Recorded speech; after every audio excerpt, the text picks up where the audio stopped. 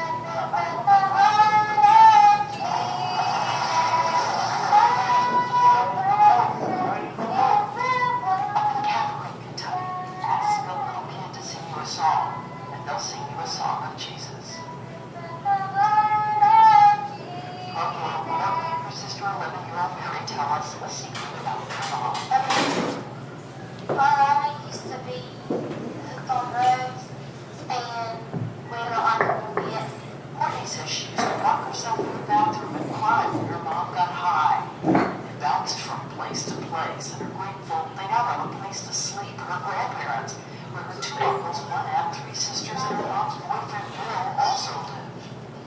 There's 12 people living in this house. Honestly, I would love for me, my mom, Bill, and as girls to have our own home, but we don't have the money to do that. Bill just wanted to get a job, but we can't because we got a car to get back and forth. Courtney shows us an A on her report card and tells us about her two simple wishes at home. And she says someday she'd like to have boots with a fake fur on the top, like the ones Hannah Montana wears on TV. Courtney's clothes are stuffed in a suitcase under the bed. Honestly, we can barely afford food. Whenever her food stamps are on, we run out of food. We don't have bread, we don't have meat. Last time we was out of food, all things we had in our fridge was butter and ranch. We're not like that people. We can't afford food after food after food. So the impact that the children with the Interact group, when they watched this, I feel fairly certain that there are probably kids in our community that experience some of this also. That was one of my, I'm going to jump ahead just a minute, that was one of my takeaways. There are a lot of stereotypes about that section of Eastern Kentucky and the poverty that's there. And when I got up in the bleachers with the kids and sat with them and interacted with them and realized the level of poverty, I thought to myself, you know, I kind of feel like I could be at a school in Warren County in the bleachers with kids. Kids are pretty resilient. But to not have food and to have butter and ranch dressing in your refrigerator and that's all you got till your food stamps come due again, there is a really large need in that part of our country. So Hope for Appalachia was created in 2012 by two men. One traveling through the region stopped to use the bathroom and met some folks that are part of a mission in Lynch, Kentucky, and realized what an opportunity there was to give back there. So he gets back to Virginia and he reaches out to his friend Mike Dodson, who lives over in Culpeper. And in 2012, they took the first team of Hope for Appalachia folks into Eastern Kentucky. And they visited 3 schools, and there were about 10 of them that went the first year. And what they did, and the boxes didn't even have a name. There's empty shoe boxes on each one of your tables because this is the biggest part of the mission. And our Rotary Club gave the money to buy the shoe boxes for Jen and I to take 100 of these with us when we go on our trip. Last year I thought 100 was a big number. This year they're stuffing a semi-truck full of these boxes, so it's massively grown. But inside the boxes go things that are just your daily supplies, hygiene items, school supplies, and some fun things. I can remember last year one of the things that the kids had the most fun with, and this just blew my mind, somebody stuffed just regular old balloons, a bag of balloons in the boxes. They didn't have any helium, they just blew them up with regular air, and the kids just thought those were amazing. So they take the boxes, they go in, and in 2019, just in the state of Virginia, because we've gotten so big, we've divided off from North Carolina. So the week of April 15th, 7 teams with over 200 people from Virginia will be going for a week into Eastern Kentucky, and we're into 30 schools now. So the number of kids that we reach, it's kind of a really fun day. Jen's going to show a video of what it looks like in just a little bit, but we get there really early. Where we stayed last year in Lynch, Kentucky was an old hospital that had been converted into dormitory type living arrangements. We started before the sun came up. We loaded up in a caravan. Morning reminded me of that. We're getting ready. We caravan up through the mountains, and it is rural, you all. We consider ourselves to be a rural community here, but wow. We rounded curves and walked, wound our way up into the mountains to where we were almost 2 hours up in a mountain from where we laid our head to rest the night before. It took us 6.5 hours to get down to Lynch when we traveled, and it took us over 8 to get home because we left from a school up in the mountains to come directly back to Front Royal. So We drove my old truck, and I thought, we stopped to almost do an oil change after all the driving. I didn't know it was going to be like this, Ellen. Yes, we're taking a car this year, so no more big truck. Your friend. Yes. Yes, it was the true test of friendship. She drove her vehicle in the mountains, through the windy roads, in the dark. Yeah, very, very, very rural communities. I And- love I think she's done worse. Yeah. People don't really know. So we'll start out, we're going on the 15th, we're gonna take boxes, we're going with a team, we'll go into whatever schools they assign us to, we get there early in the morning, we unload all the boxes in the gymnasium, and for the entire day, grade after grade after grade comes into the gym. They spend about 45 minutes to an hour with us, and the best way that I can describe it, it's kind of like a pep rally, 8 times a day. So the Hope team puts on 8 pep rallies and we spend time with those kids. We do an introduction where we'll play a game depending on the age level of the kids to get the kids really involved and up and moving and laughing and having a good time. And then we bust up into small groups where each person that's on the Hope team will take a small group of children. They'll go get their boxes. We'll sit on the floor with them. We'll open our boxes and we'll talk about really what's ever on their minds. And you know, again, they're kids. Some of them just want to blow up balloons and have a good time. And then there are some children that want to share all kinds of things with you about their family life, about what's going on in their families. And it's just a time for them to escape what is normal for them for that one day. And the cool part is because Hope has been going so many years in a row now, the kids remember.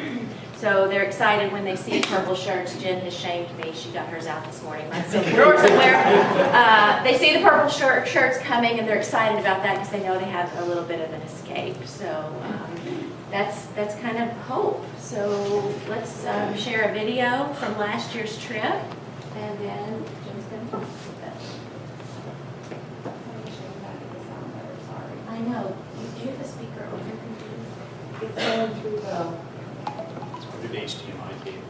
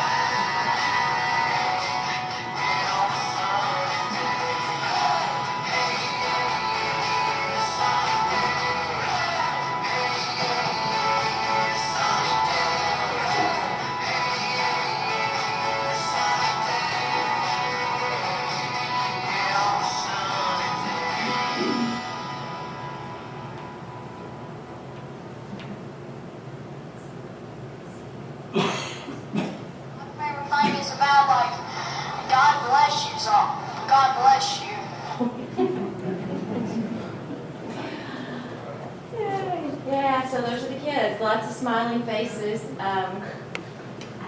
Their life is their life. They don't really have a whole lot to compare it to. So in general, they were pretty happy kids. They were. So hope, that's one of the things that attracted me to this trip when Ellen invited me and told me about it, hope. That's exactly what we're doing for these kids. We're bringing them the realization that somebody cares about them, that somebody loves them. And I had a really cool experience when we were so early in the morning traveling to one of the schools. I needed a lot of coffee. So I ran into one of the gas stations, and we're this big barricade of lots of different vehicles going down the street. So we stop at this gas station, and I go in and get a cup of coffee, and I was dressed like this. And it was a young man that was working the register.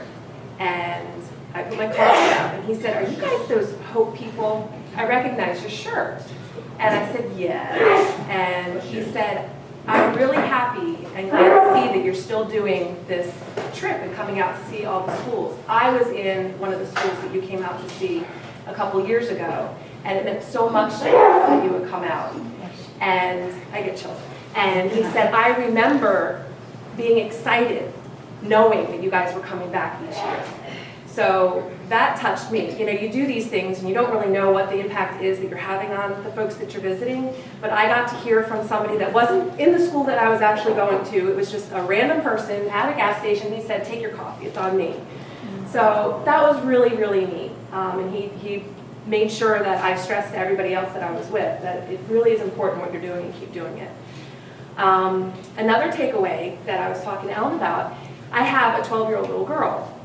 And I know when I was raised, and Mom's sorry, but she wasn't real super open with me to talk about girl stuff or, you know, you need to use deodorant now, anything like that. So in these boxes, and I love the age group that Ellen chose, the little girls, what is it, 6th to 8th grade, things get weird sometimes. So it's kind of neat to have shampoo, so your hair can smell good, and your head starts to smell sometimes. You know, the deodorant, they might be embarrassed to ask for those things. On one of the clips that we watched, it talked about a family shares one toothbrush.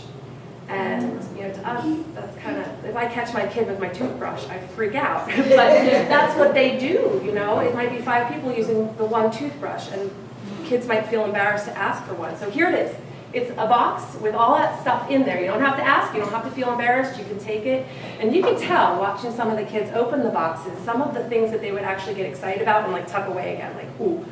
That little girl with the I think it was even men's deodorant maybe that she got in her box, but it was, ooh, and then she put it away. And that was really, they're treasures that we're providing the kids. And then the last takeaway that I want to talk about is, it's kind of a selfish one for me. I love taking pictures. And I love trying to capture the genuine, authentic smiles of people in general, and especially kids. So I really, really enjoyed that piece of it for me. I had the camera around my neck constantly, and I tried to take video and capture those smiles. And I try to find as many different outlets as I can to share those smiles. And I feel like happiness is kind of contagious. People can go down that negative route, and it's really easy to jump on the bandwagon and be negative and blah, blah, everything sucks. But I really love to try to bring the smiley and the positive sparkle, because that's just as contagious. And if we can keep that momentum on the whole planet, can you imagine how wonderful things could be? So at the very last day, I didn't think of this because it was all new. And when you're in an experience like that, you kind of get swept away. The last day, once everybody's energy kind of settled and we got into a routine, I realized, and I'm going to do more of this year, interviewing the kids about what was their favorite part and letting them talk about it. That was really my place in this trip. Ellen did real good on the one-on-one talking and getting real with people. I kind of float around at a different level. And I saw at the end it was really neat to talk with the kids. So I'm going to get more of that and have kids communicate their favorite part. Just as simple as that. What was your favorite part of the assembly that we just had? And so be prepared. I will have more of that to share for sure when we get that. And that's all I have really. Do you have any questions? I have 2. One, if you would share a little bit about the organization itself, Hope for Appalachia, and then I'll have a follow-up question after that. Hope for Appalachia. Yeah, Like if somebody wants to get involved, how do they How's it structured? Yeah. It's based in Culpeper, it sounds Sort like? of, it's based, so there, I mentioned there are 7 teams, and those teams are throughout kind of our region of Virginia. I got involved because I was actually doing work. State Farm launched this whole new program that's called the Neighborhood of Good. And my customers started asking me questions about it, and I had no clue what it was. So I thought, well, better educate myself. And the Neighborhood of Good is simply a network where nonprofits in any given community across the United States can go and register their nonprofit and put what their need is. So again, I went to see if the animal shelter had registered through the Neighborhood of Good to put out what we need. And then I just started to look around. And when I found, you can search by what you're interested in. And I have to say, and Ellen said, I've never helped people like this before. They know. You heard Kristen, the animal shelter, they know animals are my thing. So I was searching animals, and Hope for Appalachia had put up a request for stuffed animals. So that led, and then when I saw the word Appalachia, because I'm from Kentucky, I thought, I'm going to learn more about this organization. So that's how I got involved. And this year when I went to the meeting a couple of weeks ago, it's just random people who are hearing about it that are reaching out. They were on the radio, I don't know, maybe 2 weeks ago. My office is a drop-off for any of these supplies. And people have actually called. They listen to the radio and they call, can we bring stuff? So you don't have to necessarily be affiliated with a team leader. You just reach out if you hear about it. They have a website that's pretty pitiful, but they're working on improving. They're working on improving that website. And I had to do a background check. You fill out a form, and the guy at the Culpeper Church, who my contact was, he will assign you to a team to go with. Then my follow-up question is, obviously, it's a faith-based initiative, certainly. So my question is, they've been doing it for a while. How did they go about approaching the schools in that region to be able to come in? I'm from that part of the world, southwestern Virginia versus eastern Kentucky, but I know that area. And when I was growing up, there was a lot of that, but it got a little more difficult over the years to be able to just go into schools and do it. So I'm curious what the process was to get into the schools. I was impressed by that also. And my understanding is they just make a phone call, the team leaders. They call the principal of the school. And we were hanging on in Bell County, which is one of those poorest counties. That is a county that Hope hadn't gotten into yet. And they had placed multiple phone calls to several different elementary schools in Bell County, and they just weren't getting anything back. So at the 11th hour, someone called back and said, yep, you can come. All of the other schools send home an opt-out form. So if the parents don't want their kids to come to the assembly, they sign the opt-out form. Bell County decided to go the opposite route. They're doing an opt-in form. So we're hoping that the kids will get them in their backpacks, home to mom and dad. Mom and dad will read it and actually send the form back. So we'll see how that goes in Bell County. But it is simply a one-to-one. The team leaders reach out one-on-one to the schools.